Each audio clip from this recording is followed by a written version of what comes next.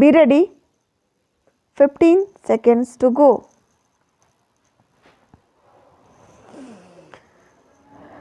Start.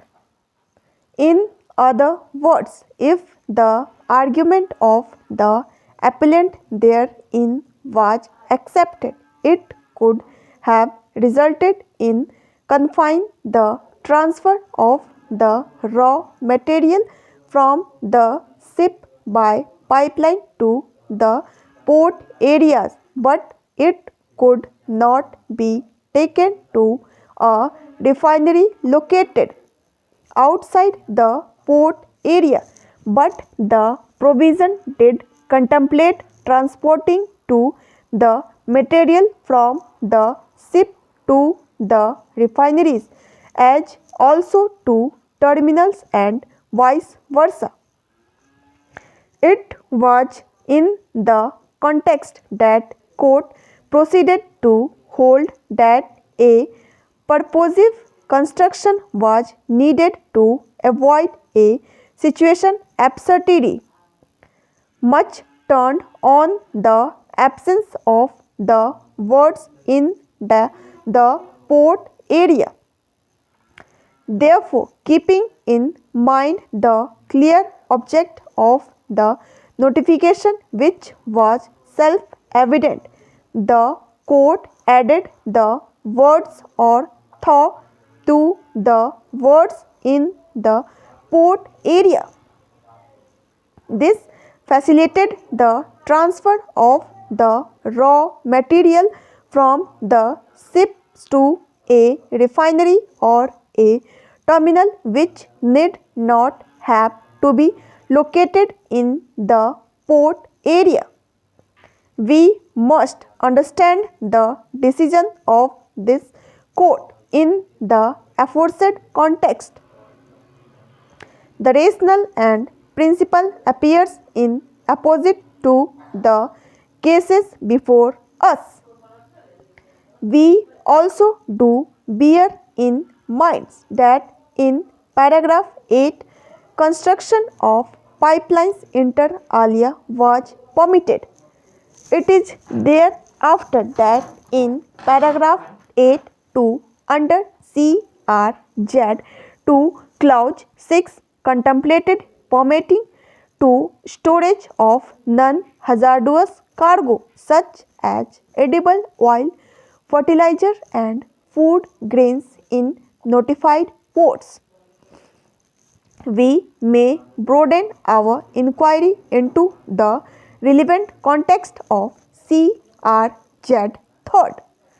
CRZ 3rd of the 2011 notification was divided into Area A, which inter alia dealt with areas up to 200 meters from HTL on the landward side in the case of sea front.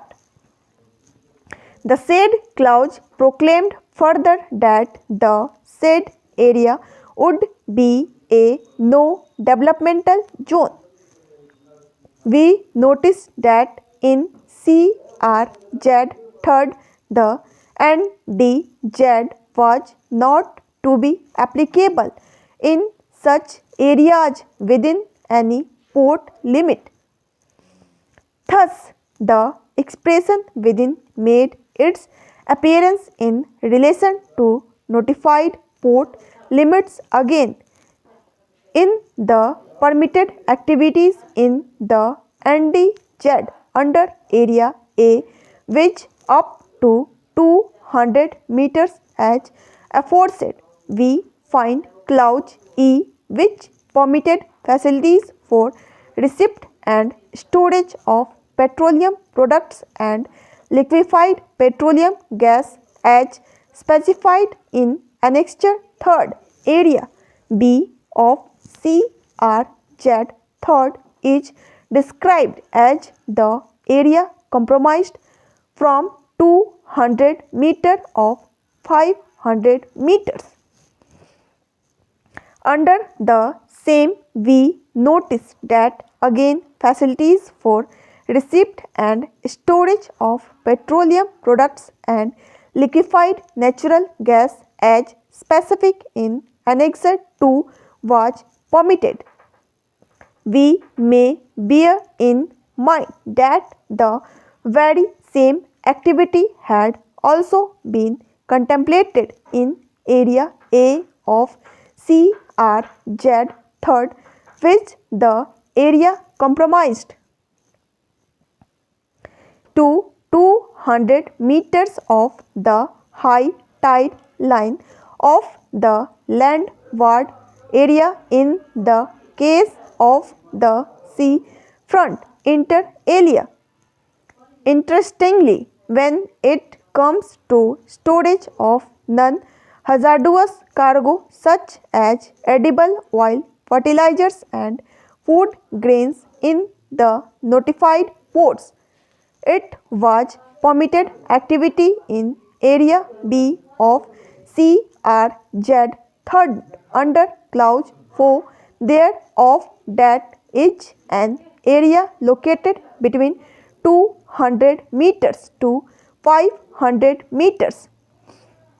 It must be noticed that CRZ had been classified in paragraph 7 essentially as relatively undistributed area which did not belong to either CRZ 1 or 2, which included the coastal zone in rural areas. Both developed and underdeveloped are and also areas within municipal limits or in other legally designated urban areas which are not substantially built up. We have already noticed the classification of CRZ earlier as areas which had been developed up to or close to the shoreline.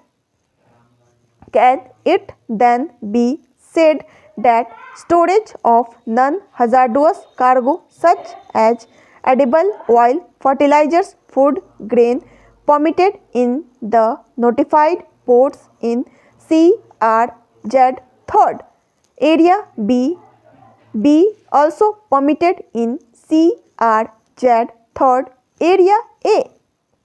Going by the context of CRZ 3rd under activities which were permitted in the NDZ, we were unable to find any clause which permitted such storage of non-hazardous cargo, including edible oil, inter alia. Therefore, in the NDZ area falling under Area A of CRZ, it may have been impermissible.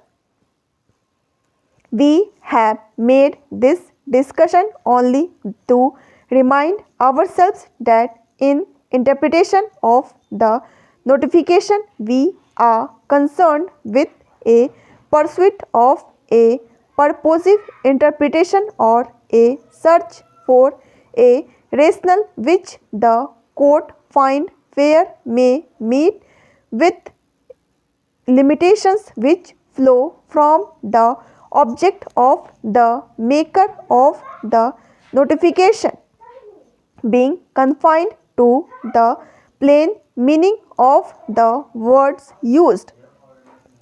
No doubt a situation found in the facts of the case reported in may call for a different approach. Reverting back to the controversy projected from the difference between the words within and in, we may notice the following discussion of the NGT, which is a specialized body consisting of a judicial member and a technical member in a statutory appeal under the Act.